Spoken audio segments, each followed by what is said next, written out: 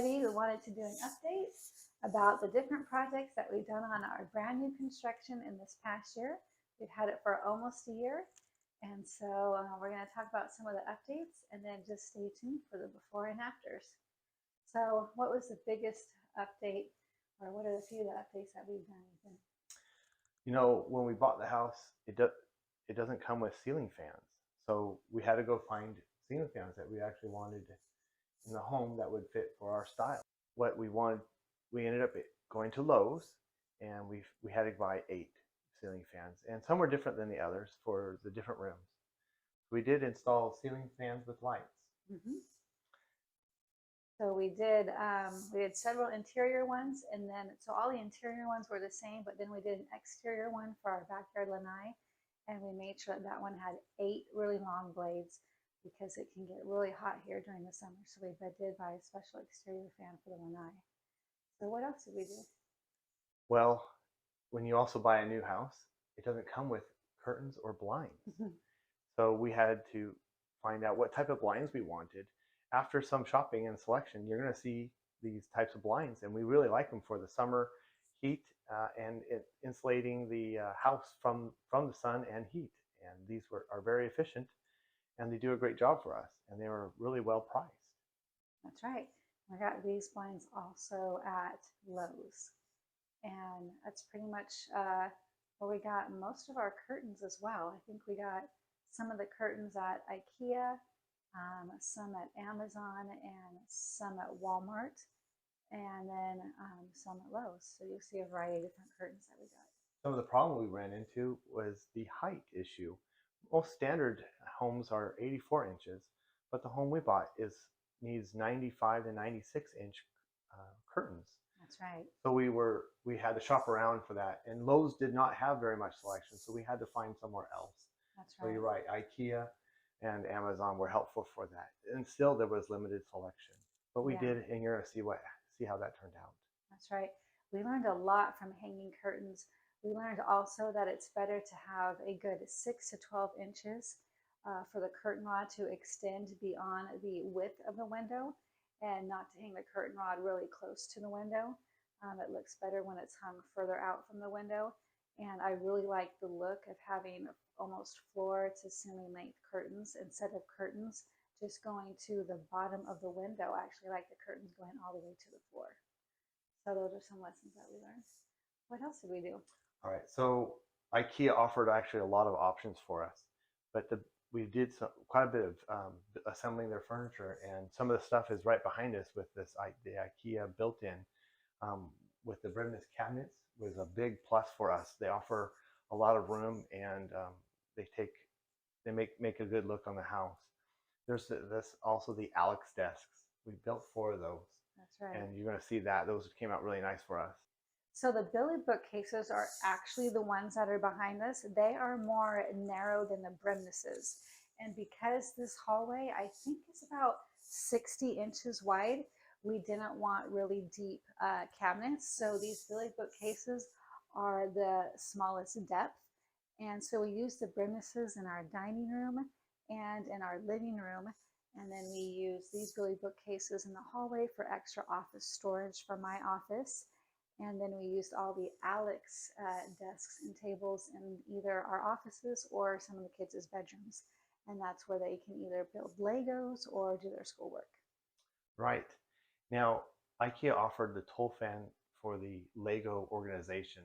That's right. This was really great for space saving and organization for our boy's Lego stuff. And he's got quite a bit of a collection, and he likes to be able to get to it really easily, and makes it easy for him to clean up. So it was really good for that. Yes, exactly. So let's see here. Let's talk about what we did in the garage for a little bit. So the garage, again, was empty, and we needed to create ways to organize ourselves. We have a 3-car garage, and this is probably the first garage where we've had an attic. So we utilized that space, and we finished out the attic. Tell them what you did in the attic. Well, with the attic, I was able to cut up lots of plyboard and throw up the sheets up there and screw them down, and it made for a platform in our attic. and it created a lot more space. And then we had an attic ladder installed, and with that we had now easy access. We had to make buy a good attic ladder. We wanted it to be able to hold a lot of weight and be sturdy enough for long term. You can buy ladders that are not as good, so be careful when you choose that. Yes, we bought a metal ladder instead of a wooden ladder. Yeah, we've had So, problems with wood ladders in the past. exactly. We've had one that completely fell down. So, yeah.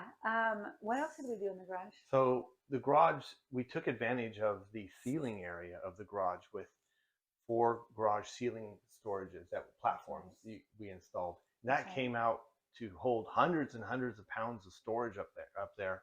And as you see that in the video, we were able to put a lot of boxes, odd items, and be able to stay above the garage door. So when the garage door opens, it just all disappears above that garage door. And when it comes down, you're able to see the storage again. That's right. They do take a little bit of time to put up, but it's well worth it for long term.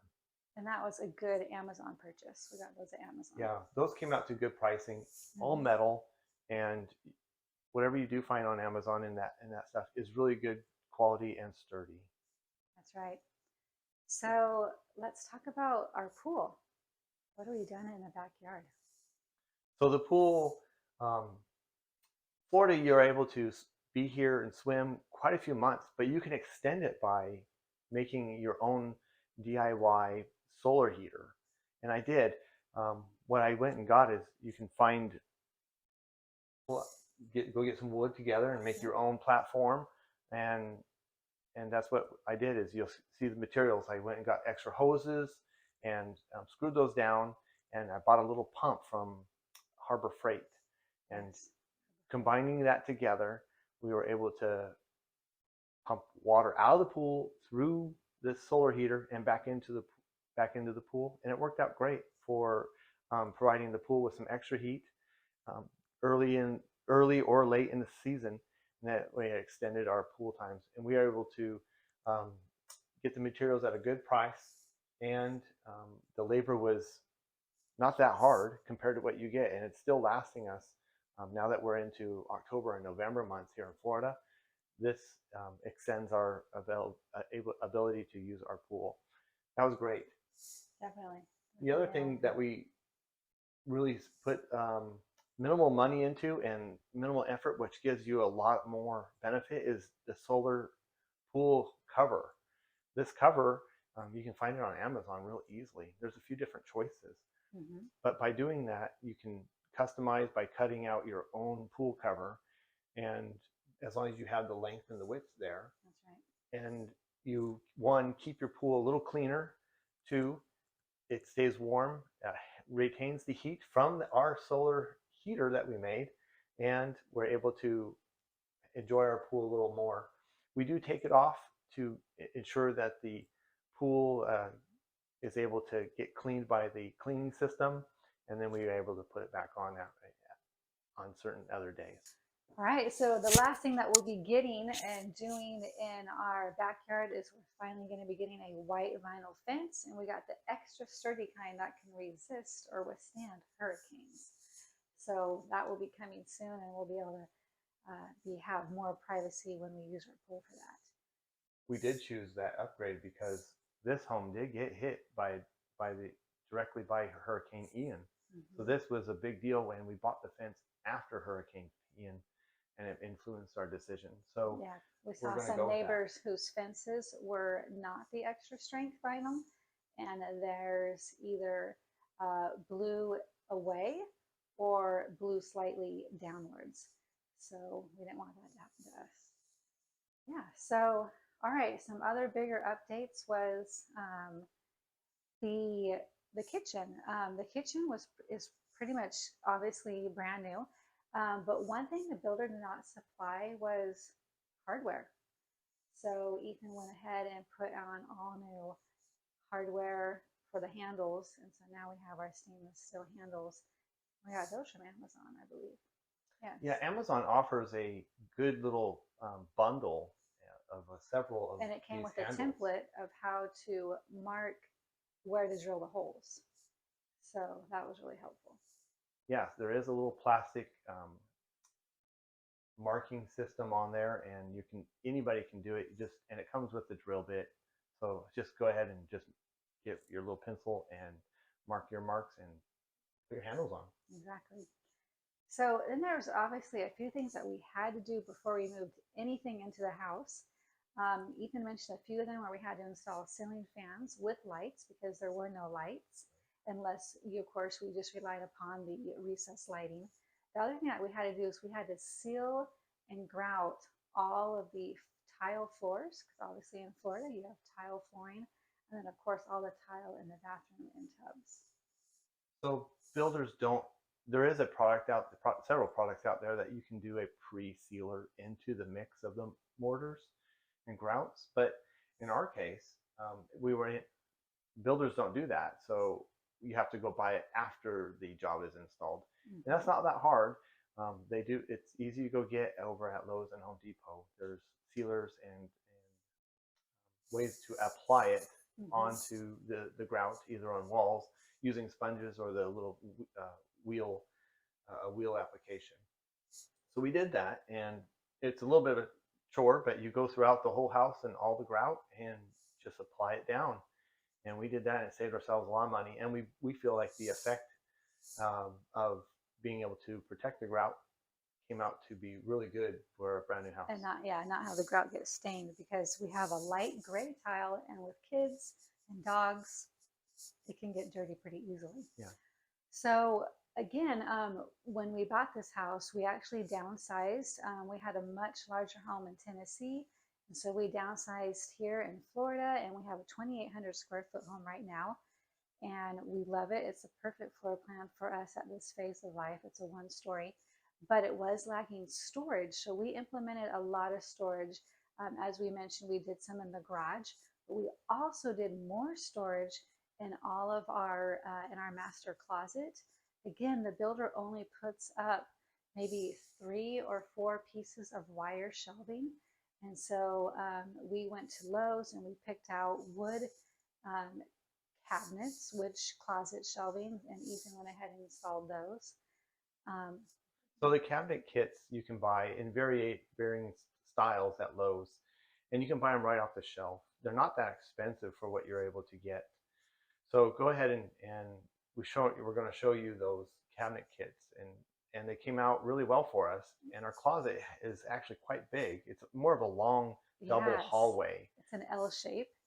And you know, with going ahead and getting the cabinetry yourself, you can really make your closet custom. We debated with getting the Ikea closet system. We really liked that system, but we're about 2 to 3 hour drive from Ikea.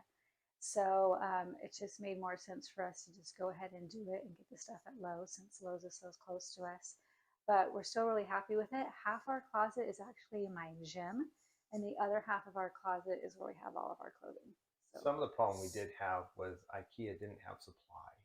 So we ran into a supply issue. So they only had partial pieces of what we wanted. Yeah, that's right. So we did take out those wire racks, but we ended up reusing them, and we'll show you how. And that came out to be a great idea for us. Yes, reusing the wire racks was helpful. We put them back up. We put them back up. We just put them up really, really high, because I think we have 10-foot ceilings. So we put them up really high for additional storage. And that's where I keep like a lot of our throw pillows and long-term storage in our closet and other items like that. So that worked out. Another place where we implemented more storage was in our pantry. Again, the builder just supplied 4 shelves in our pantry, and there's actually room for 6. And so we got rid of the wire shelving that they put in, which I think was by KitchenMaid or something. We went and got the adjustable shelving from Lowe's that you can get, and that way we can adjust our heights anytime that we want. The ones that the builder put in, you could not adjust them. They were not sturdy. They were barely put in with the correct, what are they called, toggle bolts? Well, yeah, they don't really do a good job of how they go into the walls. It's not the builder's fault. It is the manufacturer. But there is other ways. Yeah. What you can do is use toggle bolts to put them into the wall, your support rods into the wall, and that will give you a ton more support and strength.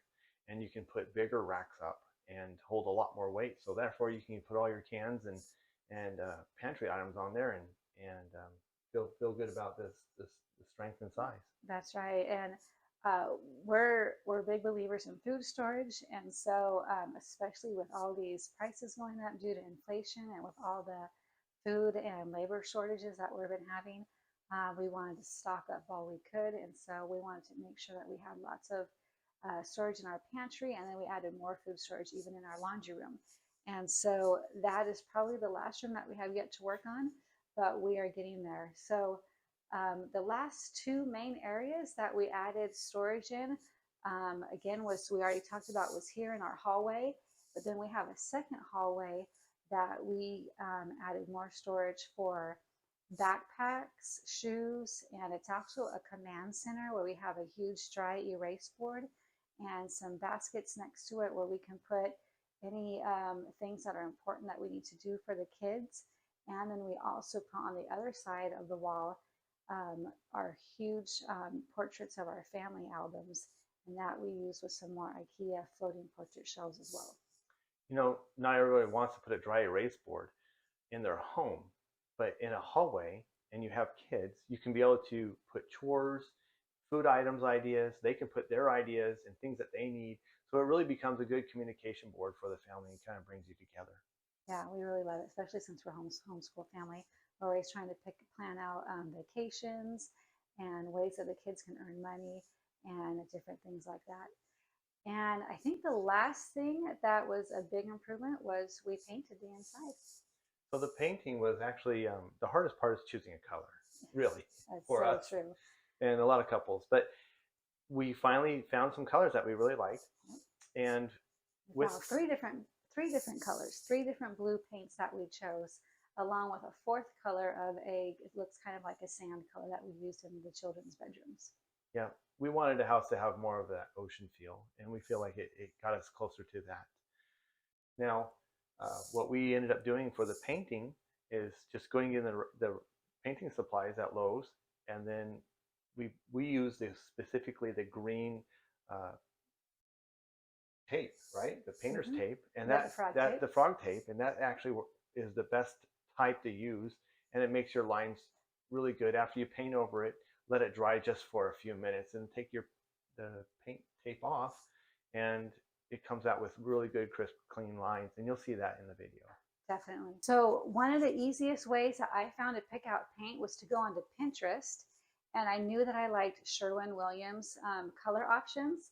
And so I went on Pinterest, I Googled the favorite Sherwin Williams blue paints, and from there we picked three that we liked. And then we went ahead and we took those colors to Lowe's to color match them because the Lowe's paint is so much more affordable than the Sherwin Williams paint. And so we learned that lesson the hard way. And so that's what we recommend if you guys do want to pick out paint that is from somewhere outside of Lowe's, just bring it in and they can color match it. If your builder offers the Butler Pantry package, I highly recommend that you get it. We learned the hard way that it's a lot easier to have the builder install it, and it costs about the same price, maybe a few $100s less to do it yourself. But it's a lot more time consuming to do it yourself. Plus, it was very hard to be able to find matching granite countertops for our Butler pantry that matched the rest of our kitchen. It was also very difficult to find a matching backsplash for the pantry to the backsplash in the kitchen. But other than that, this was pretty easy to install. We did hire a carpenter to come and install it for all the precision cuts because we didn't have all of the tools that we needed for the cutting. And then we just went ahead and we picked these all out at Lowe's, and then they were delivered here, or we picked them up and then we had our carpenter install them. And so that is our recap of the 20 things that we did this past year to fix up our new construction home to make it look more custom. So thanks for watching, and we will be supplying you guys more information, more tips and tricks on how to give a custom home, how to give a new construction home a custom look on a budget. So don't forget to subscribe and follow us on Facebook and Instagram, and we hope to see you next time. Have a great day.